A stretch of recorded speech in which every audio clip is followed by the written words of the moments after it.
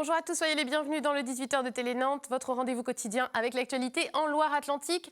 Et un rendez-vous ce soir qui a une saveur particulière car c'est le dernier 18h de la saison, en tout cas pour moi, puisque demain et après-demain, vous retrouverez Cécile Petitdent. Et vendredi, on a Nuit du Van, la nuit du voyage à Nantes.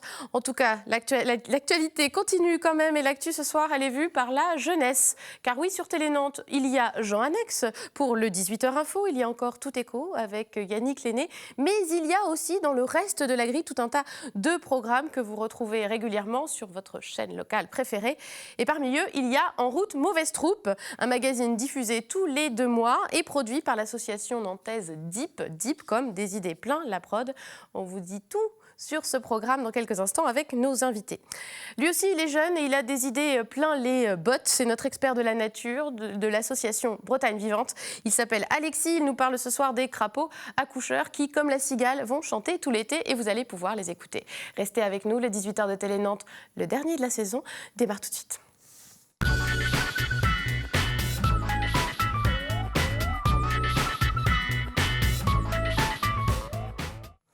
Et on termine avec un plateau très féminin, et ça c'est chouette. Bonsoir mesdames. Bonsoir. Merci d'être avec nous. Flora Jalot, vous êtes à la rédaction de VLIP en service civique. Vous occupez du magazine En route mauvaise troupe dont on va parler plus en détail tout à l'heure. Marjolaine Leclenché, bonsoir. Vous êtes chargée de communication et de médiation pour VLIP aussi, pour DIP aussi. Alors j'ai dit DIP, j'ai dit VLIP, tout ça on s'y perd, le slip, le bip, tous ces mots-là. On est habitué à expliquer. Voilà, on va se mélanger un petit peu, mais on va clarifier plutôt ces sigles. Donc il y a l'asso DIP qui fait le média VLIP, mais après ça veut dire quoi? Tout à fait. Alors, comme vous l'avez dit, DIP ça signifie des idées plein la prod.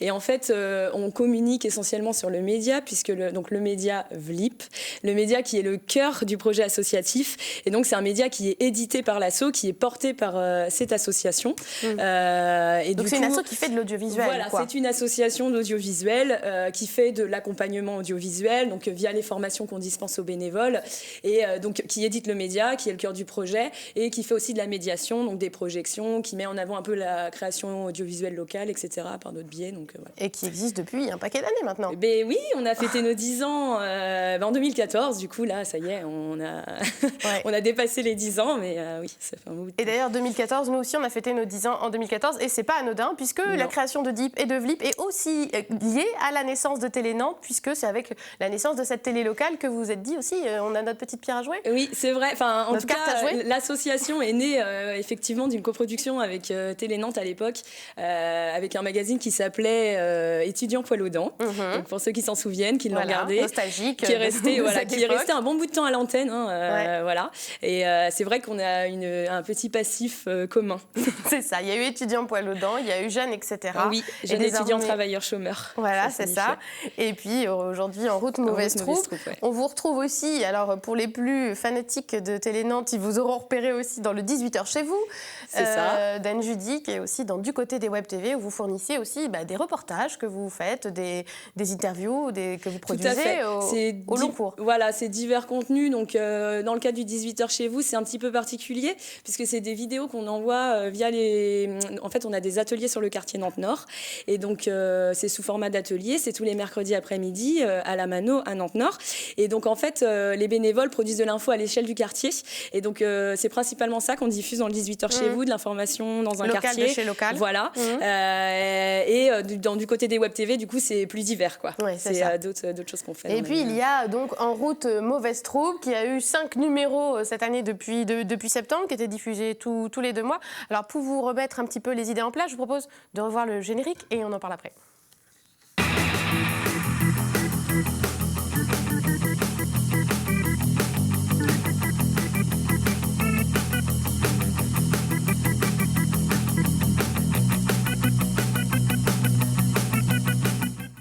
Voilà, je me dis que ça aurait pu s'appeler aussi Rouler jeunesse presque. Hein, ouais, ça aurait pu. C'est un peu ça, en voiture Simone. Oui, aussi. Voilà, on part en voiture, on part en exploration. C'était quoi l'idée de ce magazine En route mauvaise troupe, Flora ? Alors l'idée, c'était de faire participer des bénévoles sur quelque chose qui était un peu fédérateur, un magazine avec des thèmes différents qui choisissent et avec des rubriques différentes pour pouvoir toucher à la fois à l'animation, faire des reportages, de l'interview, On a aussi C'est une un cas rubrique, pratique en fait pour les bénévoles que vous formez, accompagnez? Oui, et puis aussi, ça permet d'avoir un cadre parce voilà, c'est quelque chose qui est diffusé sur Télé Nantes, donc avec une durée. Il faut que ça soit propre et bien fait quand même. C'est ça. Donc il nous faut une durée de rubrique et ça cadre un peu parce que quand on fait un sujet, on ne sait jamais quand on commence si ça dure 2 minutes, 5 minutes, 10 minutes. Et là, on sait, on a 1 minute 30 pour expliquer une rubrique et du coup, ça permet souvent de se lancer dans la vidéo au début, quoi. Et puis on est créatif sous contrainte, de toute façon. Voilà. Et puis par ailleurs, il y a la notion de collectif aussi, qui n'avait pas disparu, mais c'est vrai que les sujets, généralement, sont traités par plusieurs personnes. Donc il va y avoir des groupes de 3 ou de 5 par vidéo ou de 2 personnes. Il y a une dizaine de bénévoles qui travaillent sur chaque voilà, numéro, et là, quoi. sur le MAG, c'est vrai que quand on a une dizaine de bénévoles, il y a un petit côté émulation. Les bénévoles font ça ensemble, voilà. Donc il y avait aussi cette volonté-là de revenir, puisqu'après l'arrêt de Jeunes ETC, justement, on avait plus ce projet collectif en fait au sein de la rédac. Donc il fallait repartir. Ouais, c'est ça.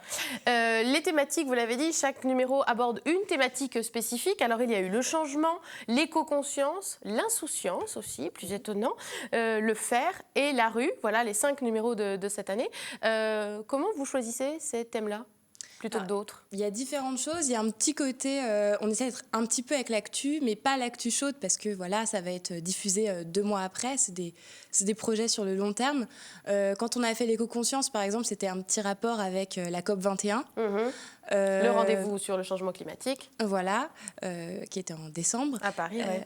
Et ensuite, par exemple, la rue, plus parce qu'il y avait des mouvements de manifestation, on s'est dit que ça nous parlait beaucoup, comment nous, on l'aborde, comment ça nous parle. Et du coup, on est parti de là. En fait, au début, souvent, on parle d'un sujet qui nous fait penser à un thème.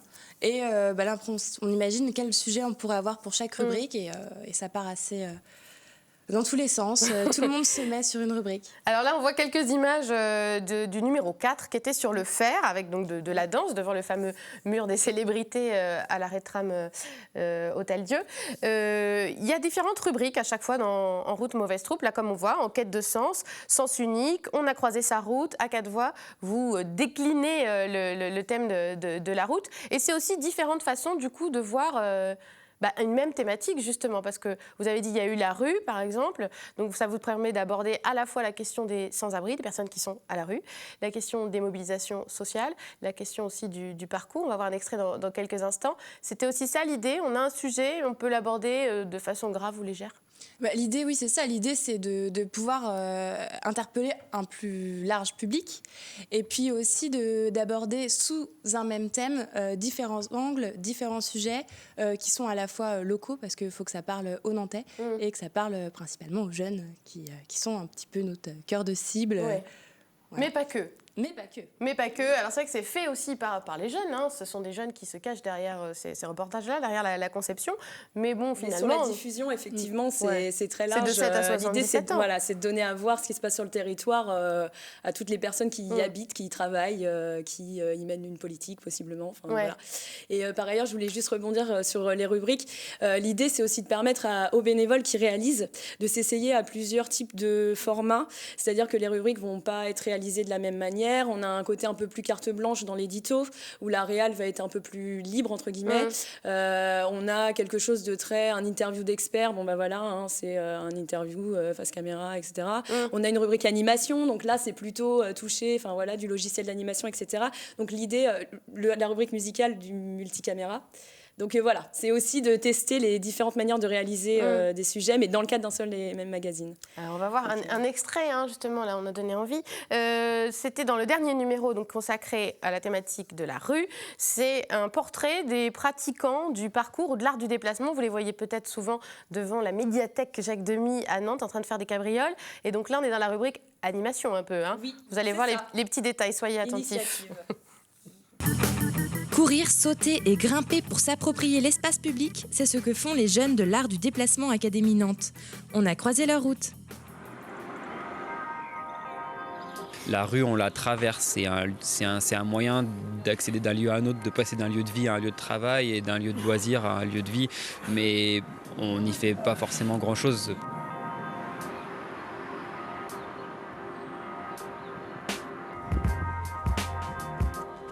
C'est utiliser son corps en faisant appel aux techniques innées que sont courir, grimper, sauter. Ce qu'on fait dans la pratique, ce qu'on fait dans le mouvement, ça doit nous servir dans la vie de tous les jours. Et un obstacle, c'est aussi un moyen d'apprendre à mieux se connaître, d'apprendre à connaître ses limites, mais voilà, à gérer ses émotions comme la peur, la confiance en soi. Et à travers les franchissements d'obstacles, c'est grandir et s'améliorer dans la vie de tous les jours.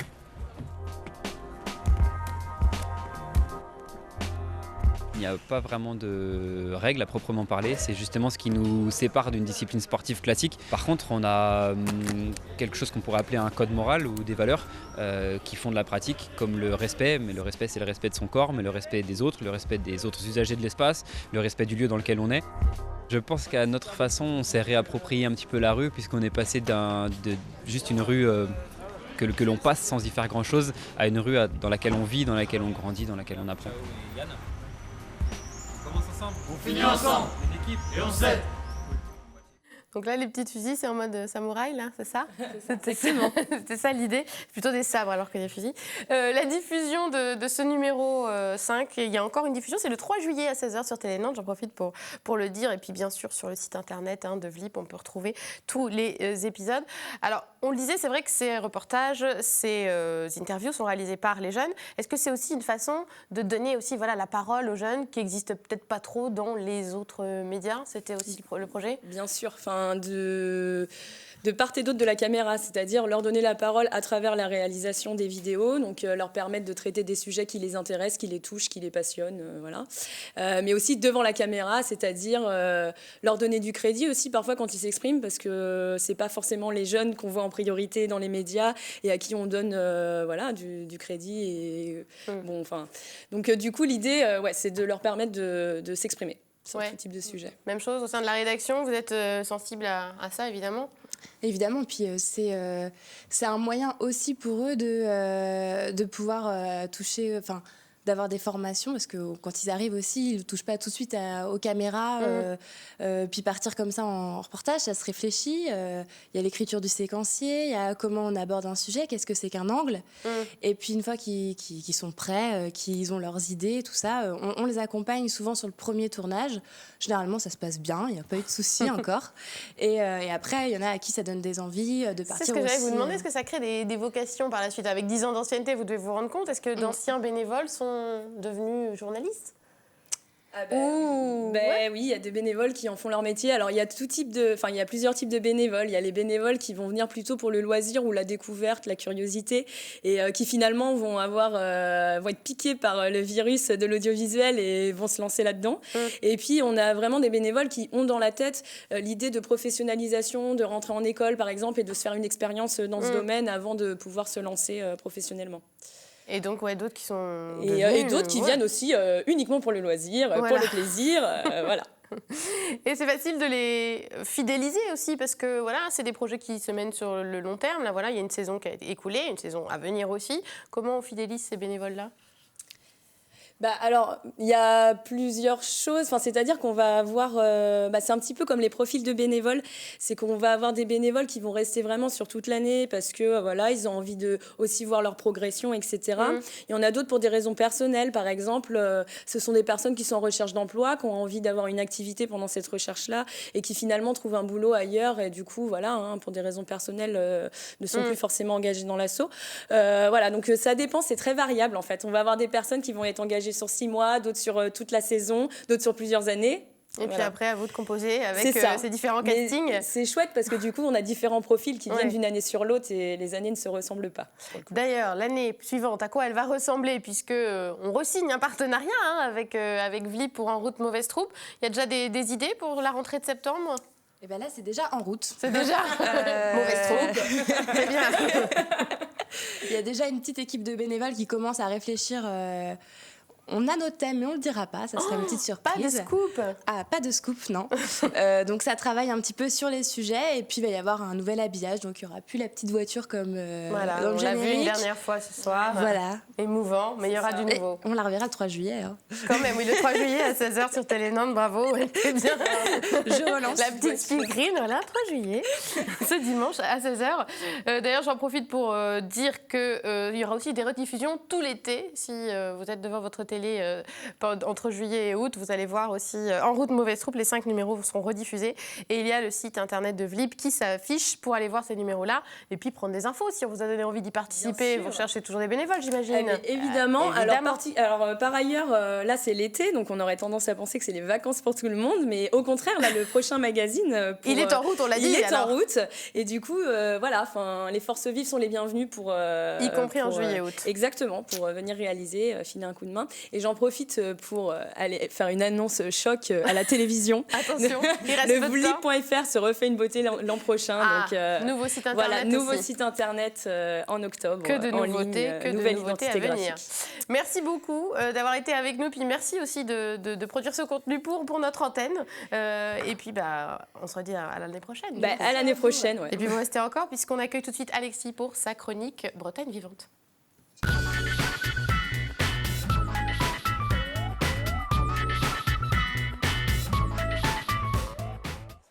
Bonsoir Alexis. Bonsoir. Merci d'être avec nous. Alors comme d'habitude, rendez-vous mensuel avec l'association Bretagne Vivante qui s'occupe de faune et de flore, y compris en Loire-Atlantique, car la Bretagne Vivante inclut la Loire-Atlantique. Tout à fait. Et ce soir, on parle de crapaud accoucheur. Oui. C'est votre bestiole préférée. Oui, voilà. C'est vrai. Oui.